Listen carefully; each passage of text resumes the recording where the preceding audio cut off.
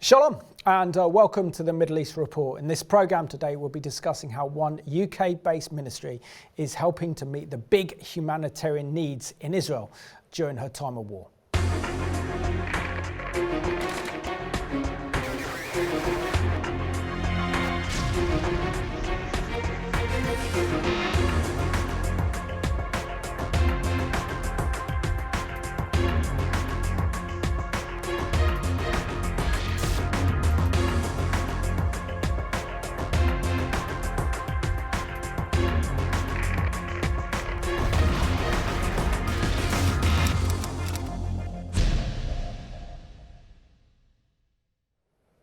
Warm welcome to the programme, and this week's special guests are all the way from Berkshire in southern England, representing the Mount Moriah Trust.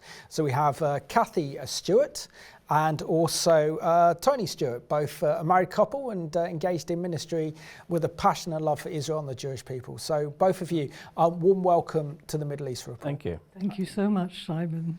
And also have a good friend of yours and ours called Graham from 3 Mile Cross for you guys being here. So yes. Thank you much, Graham, for the recommendation. Kathy, I'll start off with you. How did you come to faith in Yeshua, and what impact did he have on your life? Yes, well, I was 15 when I came to know the Lord, and I was down in the Isle of Wight on a youth ministry weekend. And I gave my life to the Lord. But I slid away from the Lord, unfortunately. I was on fire for the Lord after that weekend, and in fact my mother thought I was becoming a religious fanatic, and she got very worried about me. And went herring down to the headmistress to see what she could do, and the headmistress said, well, she'll probably grow out of it. And unfortunately, I did. That was really what happened. As I got older and went to college, my faith really didn't mature, and so I slid away from my faith. And it wasn't until much later in my 40s when I began to realise that there was something missing in my life. We had a very good life together. We travelled. We were financially secure. And everything was going well with our work and so on, but there was something that I realised there was something missing. And so when I went on trips with Tony for his work, I began visiting churches and just sitting quietly and praying to God. And it was at a meeting at a friend a little while later. He said he had a word from the Lord, and he said, "The Lord knows you've been seeking." And he said, open your heart and let him come in. And it took me about 18 months before I really made a final decision on that, because I knew that this time, if I made that decision, I wouldn't be able to turn back. It would be for all time. So it took me a while to really consider that. And then that was what happened. I gave my life to the Lord. Amazing. And Tony, share with us is it a similar experience to that of Kathy, your wife? How did you come to? Well, Kathy had been obviously committed since '93, and we'd been given the work of the trust in 2001, and I was a Christian. I was going to church and going with Kathy, but I hadn't made that sort of personal commitment. And in 2008, we were in Israel, and the Lord said to me then, it's time, you made that commitment. So I made the commitment, and I was baptized in the Jordan by Pastor Claude Ezaguri. Oh, yeah. And I suppose people likened it to the fact that I've been sitting at the top of the motorway slipway for a long time, and I finally made that decision to slide down the slip road and onto the motorway, and that was it. I committed myself then. Amazing. And Kathy, do you want to share how you both met? Because you're both a kind of married couple, and just having a conversation prior to this recording, it's quite amazing how the Lord led you to Israel, even though you weren't walking with the Lord back in almost kind of before the Yom Kippur War, and then just almost a month afterwards back in 1973.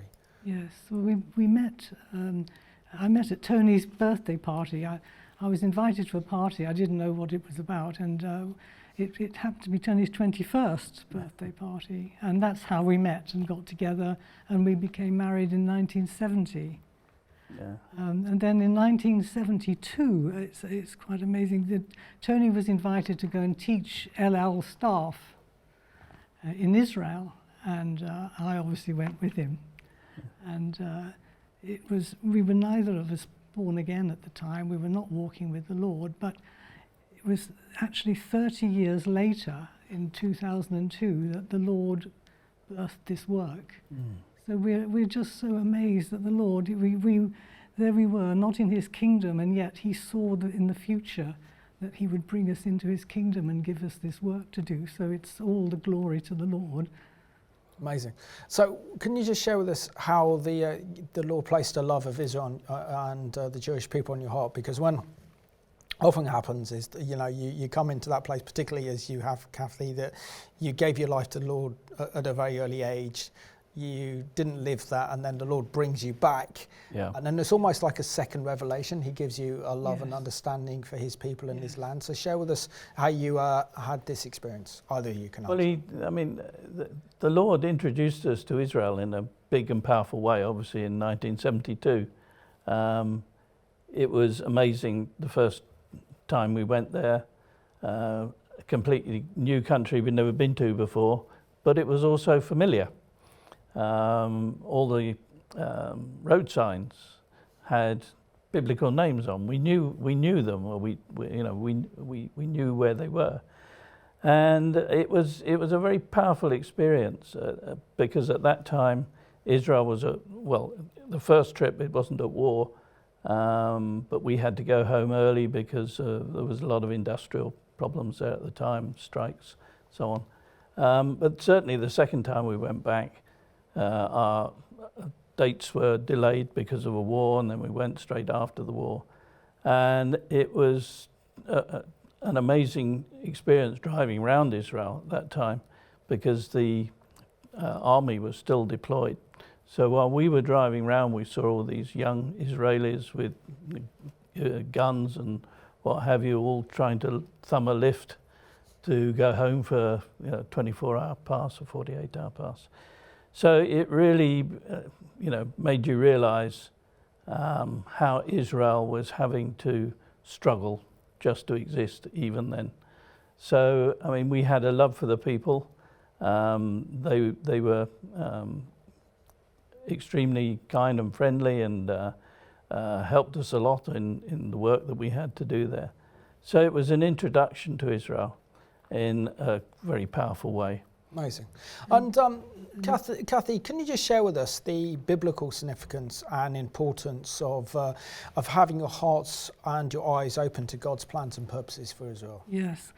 Well, the whole Bible is based on Israel. It's the story, the history of Israel from Genesis right through in the Old Testament to Malachi, and again in the New Testament. So Israel is very significant to the Lord, and he says that he asks us to comfort his people in Isaiah 40. We are to comfort them and to speak tenderly to Jerusalem. So it's very much pointed towards Israel. And he says in Jeremiah 31 and 33, he said that if my fixed covenant with the day and night, the stars and the moon, should ever fail, then I will, he will cease to have Israel as his nation. But those things aren't going to disappear. So Israel is very significant to the Lord and his purposes. And so he says in Romans 9:11, that God hasn't finished with Israel, Paul says, and that all Israel will be saved at some point. So God has got his plans for Israel, his purposes, and we are to acknowledge what his word says, because that is the truth that we stand on, and he's got a destiny for Israel still. Amen. And Tony, just share with us how your journey to Israel started, particularly the ministry that you both have set up and established through the Lord's help, the Mount Moriah Trust, and how this started really with a conference organised by David Hathaway in Israel. Yeah, it's started way back in 2001 when the Lord called Kathy to go to this conference. I was working, so I couldn't go. But Kathy felt very strongly that she should go, and she went. And it was at the time of the Second Intifada. So no tourists, and no tourists means no work for a lot of people. 30% or more of the Israeli economy is based on tourism. So there weren't people in the country, so there was a huge amount of unemployment. And Kathy saw this and came back and was obviously very touched by it. But it was when I came back, it was 3 months after I came back, that in my quiet time one day, the Lord said very clearly, not an audible voice, but in my spirit, he said, I want you to begin a trust to help the needy believers in the land of Israel, and you are to call it the Mount Moriah Trust.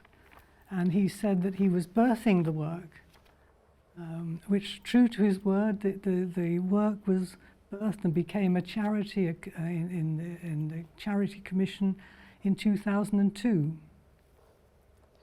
So that was how it started. That's how and he said that we were to, we began helping the Jewish families. Jewish believers. And Jewish believers, yes, it was particularly to the Jewish believers. And we began for 3 years, and we thought, well, that is the ministry that he's given us. But then 3 years on, he said, now it's time to help your Arab brothers and sisters in the land. So we began helping the pastors in the main body of Israel, the main land of Israel, in Nazareth, Cana, Shepharam, and so on. And then a couple of years later, he said, now it's time to help your Palestinian brothers and sisters. And so we managed to work through a pastor, Hannah Massad, in Gaza. And that was quite a miracle, wasn't it? It was. Because when we got to Israel, it was 2007 that the Lord had said this. And when we got there to Israel, Israel said, well, you can't possibly go into Gaza. Hamas had just taken over as the government, and they said it wouldn't be safe to go in. So we said, well, Lord, it's up to you how we meet Hannah Massad. And the following week, we went to Bethlehem to the service with Dihad Salman. And he said, well, we've got visitors this morning. And we thought at first it was talking about us. And then he said, we have families here and the pastor from Gaza.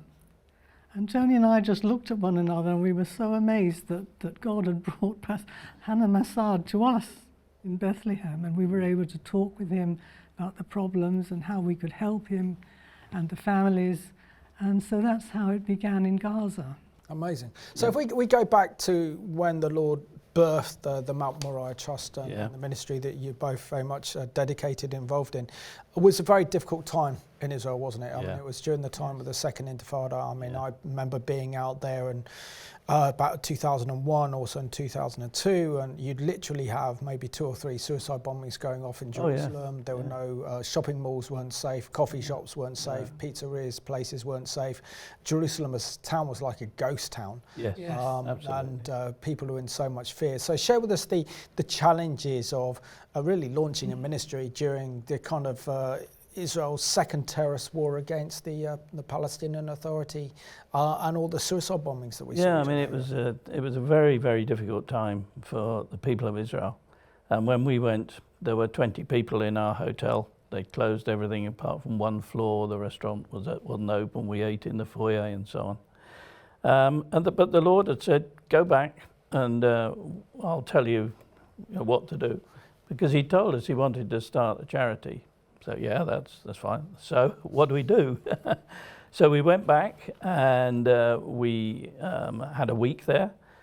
We had a whole list of people that we'd been given to contact as possible people who could help us.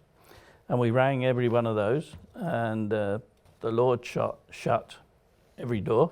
We didn't speak to one of them. So we had a friend in Jerusalem that was taking us around, and we sat down just before we were about due to come home, and we said, right, well, what are we going to do?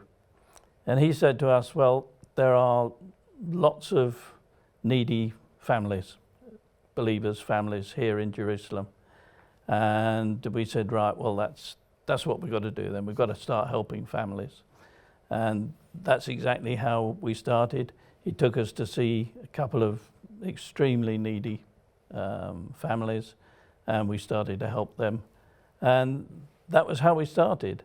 And gradually, the Lord then started to show us more and more.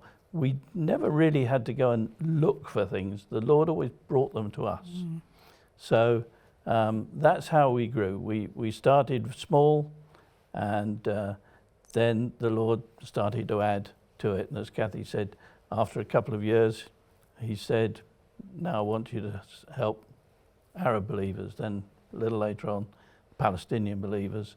And we help people in the West Bank, people in Bethlehem. We support a church and a home for children with special needs and the blind, and another children's home in Ramallah.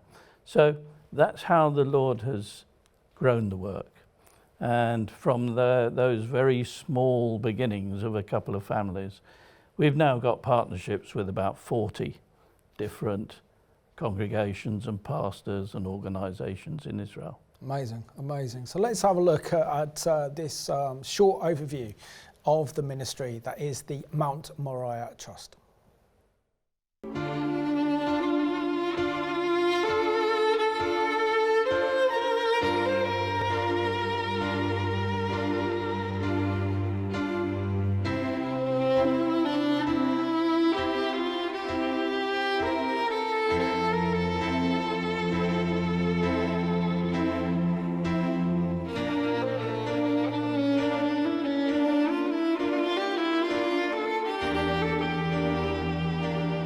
The Mount Moriah Trust has been helping needy believers in God's land since 2001. And every year the Lord brings us new pastors and congregations that need help. And Jesus says, whoever accepts anyone whom I send accepts me. And we are rejoicing in the faithfulness of the Lord to his word and his promises. He has enlarged the place of our tent, the work of the Mount Moriah Trust, those whom we serve and those who support. He said that he would touch people's hearts to give by his Holy Spirit, and we are seeing just that. So we can say of the Lord, all that we have done, you have accomplished for us. He is carrying out his work and his enterprises through the Mount Moriah Trust. It is Jesus who's doing his work.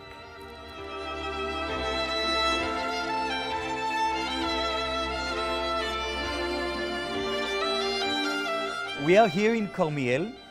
It's in the middle of the region of the Galilee area. We have a congregation by name Kilat HaDerech, started in 1989. We are about 160 people gathering together every Shabbat.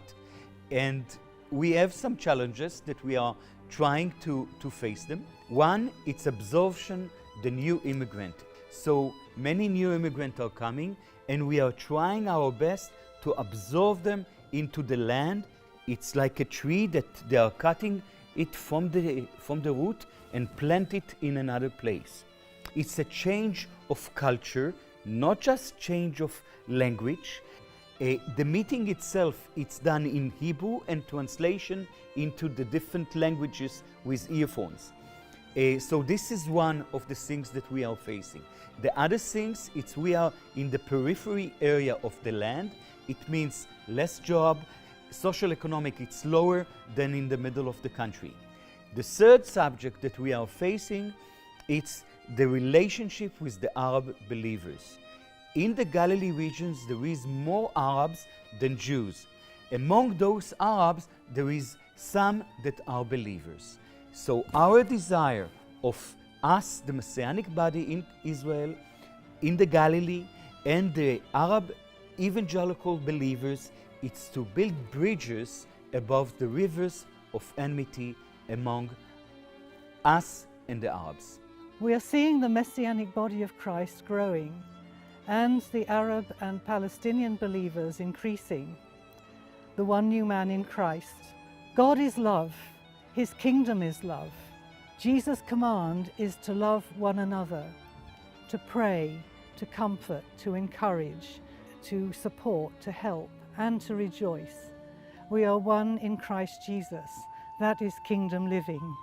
Some years ago, I met a Moriah Trust. I met Tony and Kathy, and we started to have relationship between us.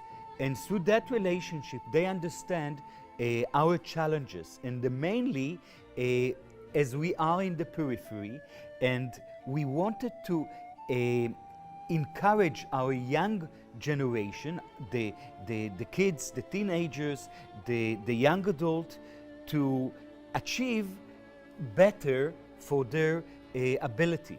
So Tony and Kathy are helping us with this specific issue to help to the new generation, if it's by having a guitar lesson, if it's helping them to go to a summer camp or to activities like that. Emil, for example, had guitar lessons through Moriah Trust.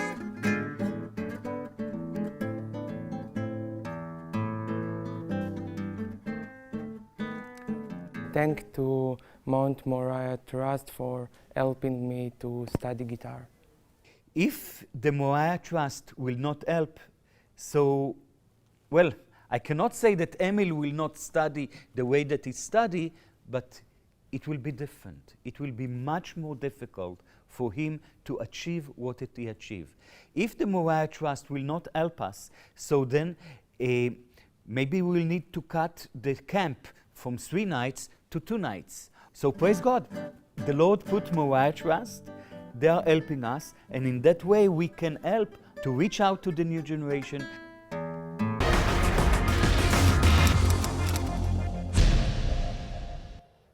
There we go, a wonderful testimony there by a Messianic pastor in Israel talking about the importance of the Mount Moriah Trust and the help that they do in helping both Jewish and Arab believers in Israel.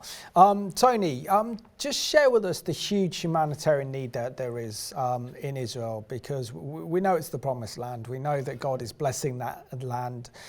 His presence is there, but there is still such a huge humanitarian need. The price of accommodation is very high. The price of food is very high. High poverty levels in Israel as well. So just share with us how great the humanitarian need actually is. Well, it's huge, as you can imagine. But if you just go back to that little bit of film there with Yossi, what he said was that we had met with him and we'd agreed with him that the need in his congregation was to help the children and the youth. Because over the years, the Lord has moved us from basic humanitarian aid, which is what we started with, and it's grown into other things. And in the first 18 years, we went back to Israel every year, where we were able to speak to each individual pastor, understand how our previous year's support had been effective or not, agree with them how we were going to then take it forward into the next year. So every different congregation has a different need. So we tailored our support to that. But obviously there have been events at time that have almost overridden all those other needs, and the current one, of course, is the war. And there are so many displaced people in Israel. At the peak, there were probably 250,000 displaced people. So they weren't in their homes, they were staying in hotel rooms. And you can imagine the challenge for people, mother and father and maybe 3 or 4 children staying in one room. So although the government is paying for that, it presents its own challenges for people. When the war started, there were shortages. So many reservists were called up. Israel had not anticipated 360,000 reservists getting called up. They'd given a lot of equipment, military equipment, to help Ukraine. So there were shortages of helmets and body armor and all sorts of things. And even food in the early days, because obviously, organizing food for 360,000 people who've just arrived on the doorstep is not easy. So the Christian pastors and obviously other organizations within Israel responded to that challenge, and we responded to that. So in the last month since October, we've been helping with feeding people.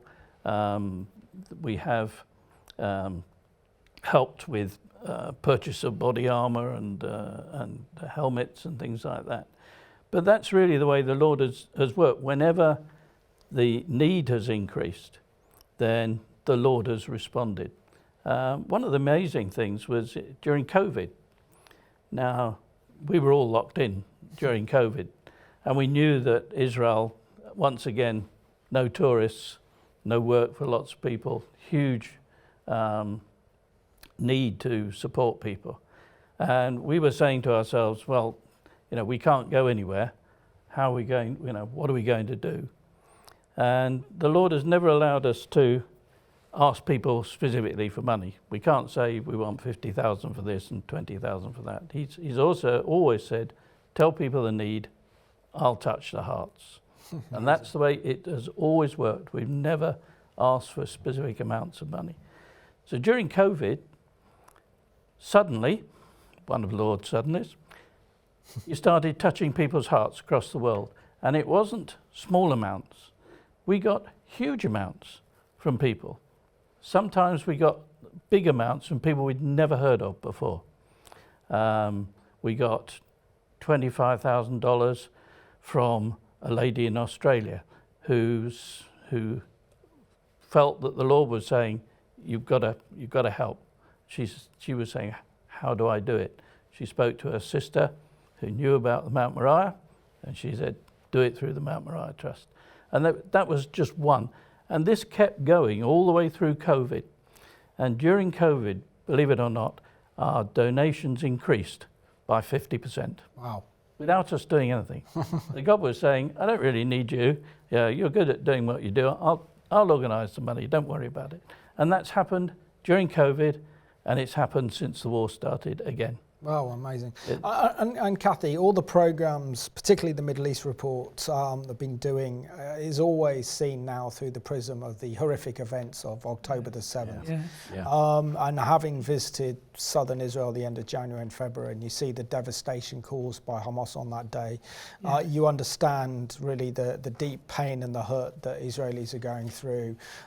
They are comparing this to another Holocaust, and this is why Israel's fighting is so intensively against Hamas in Gaza for their own protection and their own security. But share with us where you were on October the 7th, and how did you first become aware of the horrors that were unfolding before we all knew that the unthinkable was happening?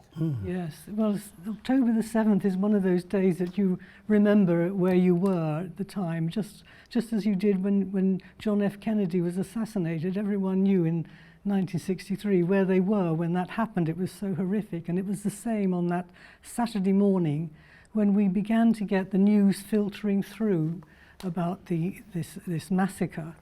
And it was unbelievable, and it was so horrifying. It's one of the really dark moments that Israel have gone through. So we were so horrified by this, and we realized, just watching all the horrific scenes that we were seeing, that it was a spiritual war, that this whole war is much bigger than just what's going on the ground. It is a spiritual war in the heavenly realms against Israel, which has been from the beginning. And we realize that it's a war between God and Satan who hates Israel and the Jewish people, trying to destroy them and annihilate them. So we feel that this requires a lot of prayer, which God has given us this as a spiritual weapon.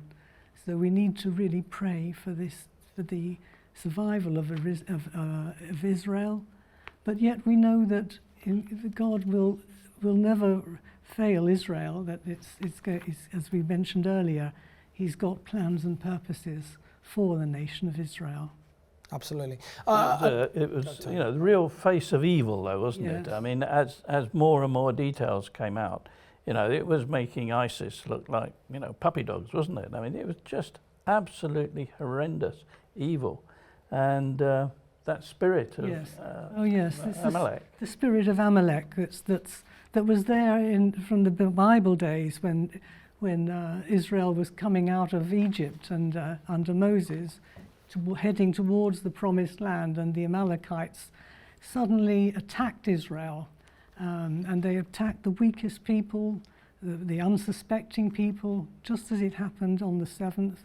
And it was this spirit of Amalek is still present over the Middle East, and we see that during Purim with Haman, when Haman tried to annihilate all the Jewish people.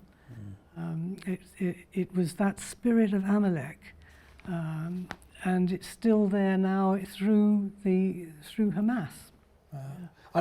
Tony, yes. How are you able to support the pastors of Messianic fellowships in the south of Israel? Because, I mean, the devastation and the destruction caused by Hamas on that day was absolutely horrific. Until you actually see it with your own eyes, you don't believe the true magnitude and the extent of it. And it felt like this was a pogrom. This felt like something out of the Holocaust.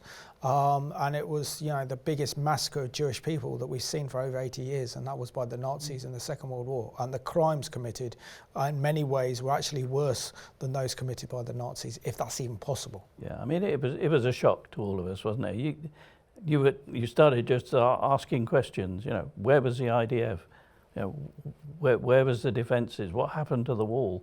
All these scientific features they had along the wall. So it was lots of questions and not many answers. But they're an amazingly resilient people, the Jews. They very quickly, organised themselves. The Christian pastors, Messianic pastors, organised programs to support the reservists who were turning up on the border with Gaza. So that was one need. They were trying to help the people who were under fire in places like Sderot and the other villages around there, and Ashkelon and Ashdod and so on. So they very quickly mobilized themselves. And again, the Lord touched hearts around the world. We didn't have to go out and say, no, there's a big need here, can you help us? The Lord did that on his own. He doesn't need us to tell people. They could see it on the news. Again, we started to get increased donations, and the pastors were telling us about the programs they were running, so we knew which pastors to send the money to and how they were going to use it and so on. So that's how we responded to the increased need. And Tony, share some of the practical help you're able to give, and how you're able to help the soldiers, help with food deliveries, because we got some photographs that you've kindly sent to us. So, do you want to talk through these pictures? The photo there is of Ethiopian Messianic pastor Zechariah up in Haifa, and they were providing food in the early days for the troops that were massing to respond to what was happening in Lebanon. This is sacks of teff. Teff is the seed of the lovegrass plant, and it's a staple food in Ethiopia. And we helped them to provide sacks of that for the Ethiopian community up in that area. These are food coupons which can be spent in supermarkets. These are the sorts of things that we were put into food packages and are distributed around. This here is a food kitchen in Beersheba. run by a lovely Russian couple, Dima and Ella. And these people come to the soup kitchen a couple of times a week to get their food. And they also distribute other sort of basic humanitarian aid, toilet rolls and tissues and probably a bag of flour, that one. So we respond through the pastors. They are our eyes and ears on the ground. They know what the situation is, they know specifically what's required, and we help them to purchase those supplies. Amazing. And Kathy, can you just, you did discuss earlier in the programme about how the Lord gave you an opportunity to meet a pastor who works in Gaza. I mean, I can't think of any place in the world probably worse than being a pastor in Gaza. Probably only Afghanistan or the Islamic Republic of Iran come to mind, or maybe North Korea, but it's got to be one of the most dangerous places in the world to be a pastor. Share with us how you're able to build a relationship with him and also provide kind of aid and assistance to this church, Baptist church in Gaza. Can you give us a kind of latest development on the situation of the church in Gaza? Because I mean, to be under Hamas is absolutely horrific. Yes, it is. Well, at the moment, the Christians are sheltering in the compounds of the churches. There are 2 churches there, and there's quite a number of people, hundreds. 570 in one together, and 300 in the other. And Hannah Massad, although he's not actually in Gaza itself at the moment, he manages to get the humanitarian aid through. So it is getting through, although we do have reports how difficult it is, but there is a lot of aid getting through.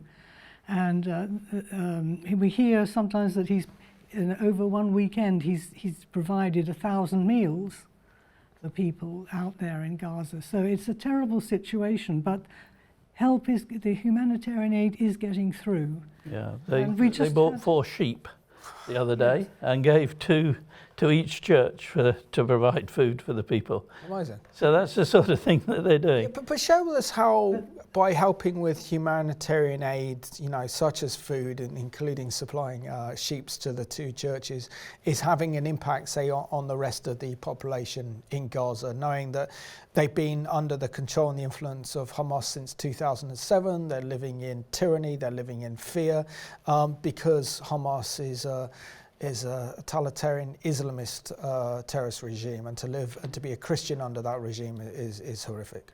It has been horrific,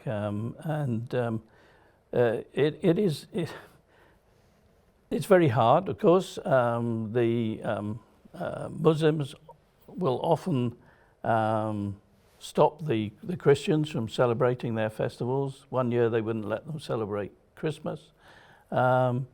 And it is very difficult. In fact, Kathy's got a little message here from a lady who's currently in one of those churches in Gaza, and she describes exactly what life is like there at the moment. So if you'd like, Kathy can please. We read just that. received this a couple of days ago. Came in on Monday. It's quite poignant. So She says, "I want to share with you that our hearts are broken and we are full of fear and sadness. We are peaceful Christians and reject violence from both sides." She goes on to say have the people who've died in her family and people she knows, her friends and so on, who've died there. But she goes on to say, "I'd like to share with you the humanitarian situation here. It is catastrophic on the psychological, physical and spiritual levels. There is very little food and soon we'll not be able to find food or water, which will cause us to starve. As a mother of 2 children, I am afraid for the future. My children's psychological state is very bad, especially with the lack of food. My heart is bleeding and wounded. I don't expect to be able to recover. There are many people whose voices aren't heard, and we don't know if the media is reporting any of this. We are not numbers. Each of us has a dream, but I'm afraid that our dreams will end and the nightmare never will. We see death everywhere. We smell death everywhere. The people of Jesus are heartbroken and waiting for healing and peace. We want to live. I cry while I write this because my people who have nothing to do with politics or violence, are burned, broken and heartbroken. All I can think to do is write and hope that people will listen. Please don't forget us. Please pray for us, he says. So that's it. We really do need to stand with them, both the Jews and the Arabs. They're both in difficult situations. So standing alongside them, and it does a lot for them when they know that there are people standing alongside them and praying for them and caring for them, because, as she says, it doesn't look as though that's the case, but many people are standing alongside them, are praying for them, and they're not alone. And of course their situation will be improved massively once Hamas is destroyed. So again, it's going through a kind of horrible war situation that they're in, not of their choice, but because of what Hamas did on October the 7th. But once Israel destroys Hamas in Gaza, then they can enjoy a kind of better life, knowing they're not under a tyrannical, theological terrorist regime that is Hamas and Palestinian Islamic Jihad. So surely that's the future we've got to be praying into. Absolutely. Israel completes the job so that they can have a better quality of life in the aftermath of this war. Yeah, I mean, many people in Gaza, I mean, they definitely recognise that this is a problem that's been caused by Hamas, and they are sick and tired of being under Hamas, and desperately want to get out of that and to start rebuilding a normal life. Yeah. So,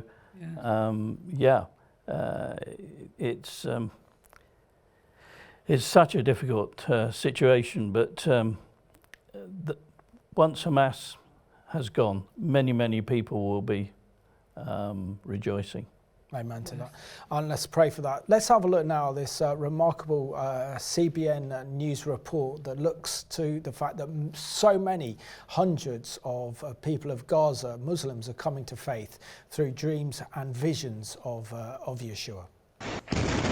Amid tragedy and suffering, God is intervening in war-torn Gaza. About 200 Gazans gave their heart to Jesus in one lump sum, because the Lord appeared to them in visions and dreams, and they were hugging each other and rejoicing, and realized that all of them had the same vision that each one of them had. Taysir Sada is a former PLO sniper and aide to Yasser Arafat. About 30 years ago, he came to faith in Jesus Christ and told his story in the book, Once an Arafat Man. Today, he leads the Christian Humanitarian Seeds of Hope Foundation. Despite of the destruction that is taking place, I believe God have a purpose to get the Palestinians in Gaza wake up and look at a different alternative to what they believe. Let's look forward to the day after Israel's war against Hamas. Explain what you see happening spiritually in Gaza. Many Muslims are looking for an alternative to Islam. I do believe we're going to have a lot of revival, a lot of believers coming through. It's already happening today. As for the Christians, Pastor William Devlin says many have remained in Gaza to help suffering Muslims. The situation in Gaza is perilous. It's enormous. There are 1,000 Christians left in Gaza in a sea of 2.2 million Muslims. And these 1,000 Christians are now living, 500 in the Greek Orthodox Church and 500 in the Roman Catholic Church. Devlin heads up the global charity Widows and Orphans. A frequent traveler to Gaza, he believes Christians and most Muslims there do not support Hamas. Hamas is a culture of death. They are all about death. So we're grateful that the Christians are there giving life. And many of them could have left, but they say, look, this is our ancestral homeland. We've been here since antiquity, and we're not going to leave. Fighting destroyed homes of both Christians and their Muslim neighbors. So the need for food, water, and medicine is widespread. Devlin is hoping the IDF will allow him to go in soon to deliver much-needed relief. In the midst of their travail, the Lord Jesus is appearing to the Muslims there, and we pray that God would continue to reveal himself through his son in dreams, in visions, and manifestations in order to bring all of Gaza to faith in Jesus Christ. Pray for many Muslims to come to faith in Jesus. That's their only hope. A hope and love that Gaza's Christians know endures for eternity. Gary Lane, CBN News.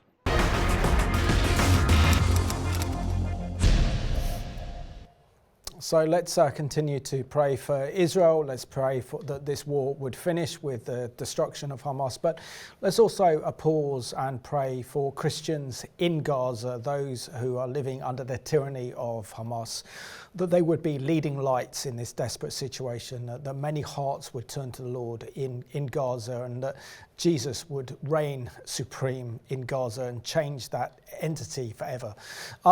Kathy, we're coming towards the end of the program, and you can't not do a program on Israel and the events that we're seeing without really mentioning Genesis 12, 1-3, that I will bless those who bless you and I will curse those who curse you.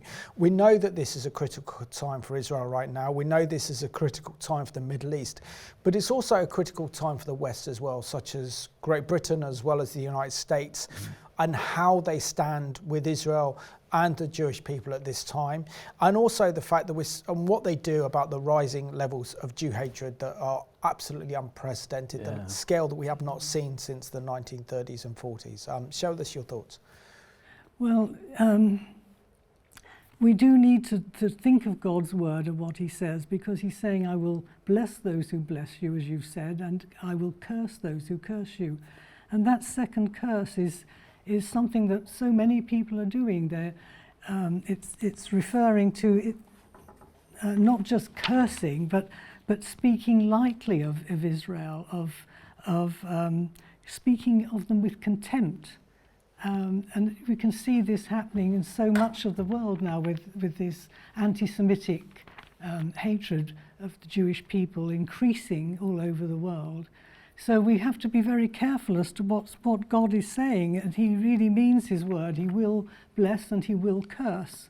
And we also know from Joel 3 that he's going to judge the nations. And how is he going to judge them? He's going to judge them on how they've divided up his land, because God says, well, this is my land and I gave it to Israel as an everlasting covenant. So that the fact of people always trying to divide it into two states, that's dividing up his land. So it's very dangerous. We have to be very careful what we do with God's word and what he really means.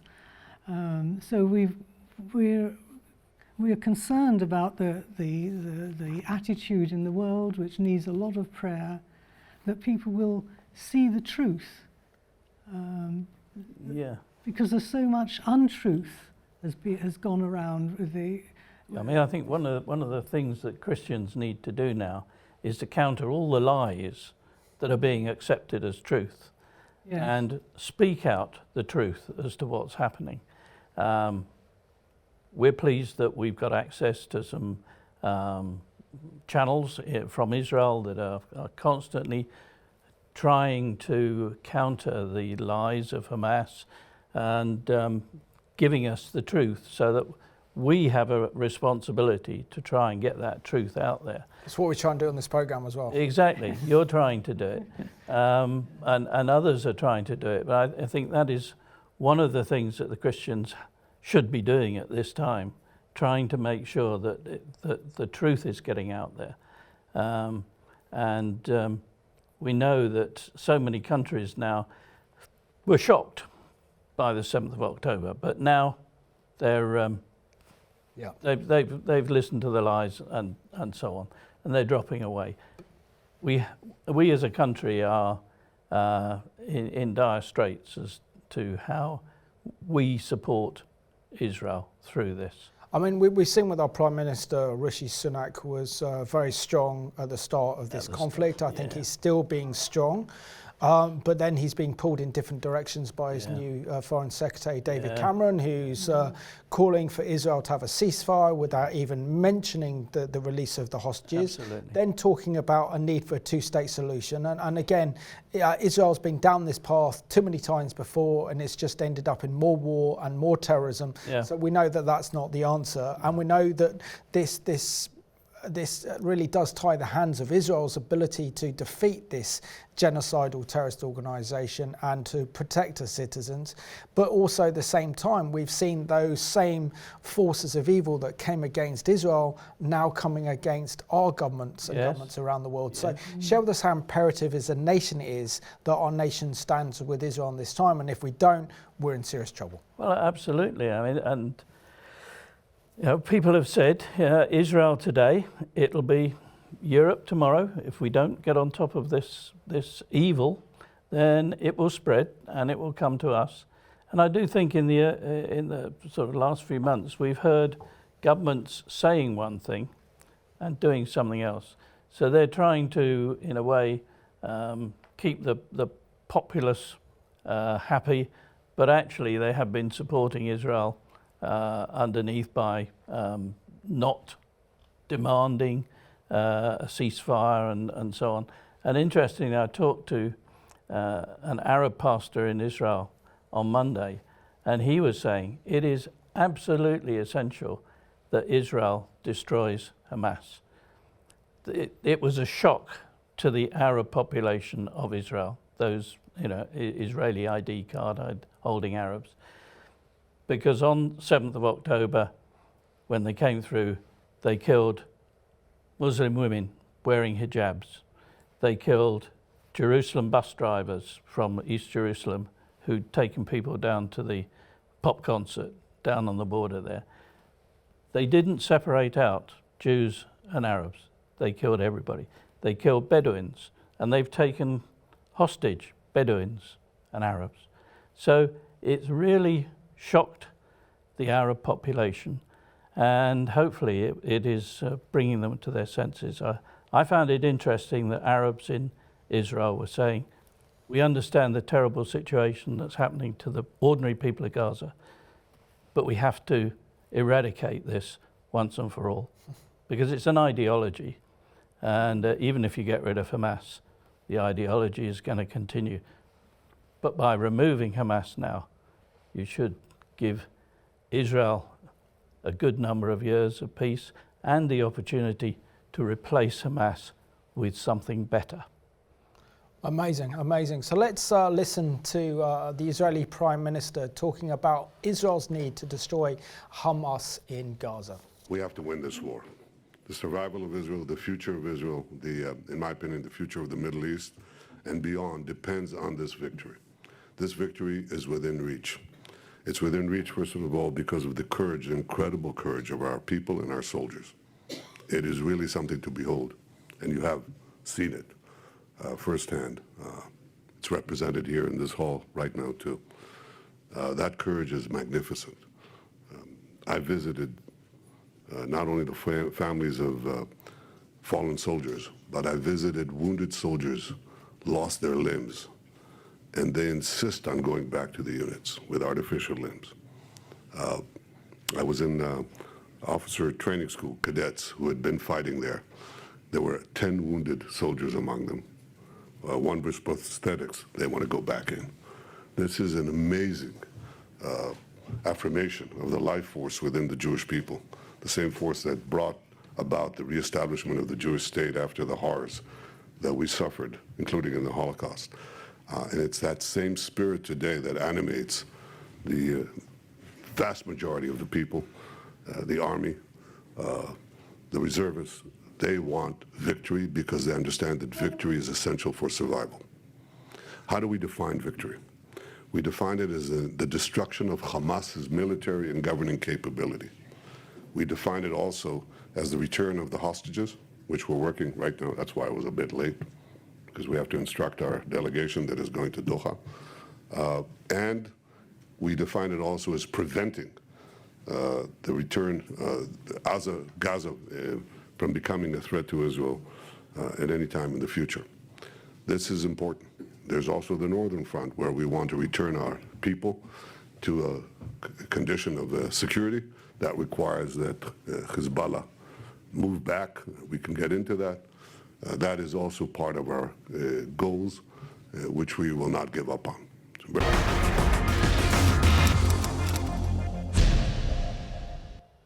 And Israel has to win that war against Hamas in Gaza. It's imperative not only for the future survival of the modern state of Israel, but also for the future survival of the West. If we allow this evil ideology that is Hamas, represented by Islamic extremism, to have a foothold still in Gaza, this will carry out more terrorist attacks in Israel and more terrorist attacks against the West. This is why Israel needs to defeat Hamas.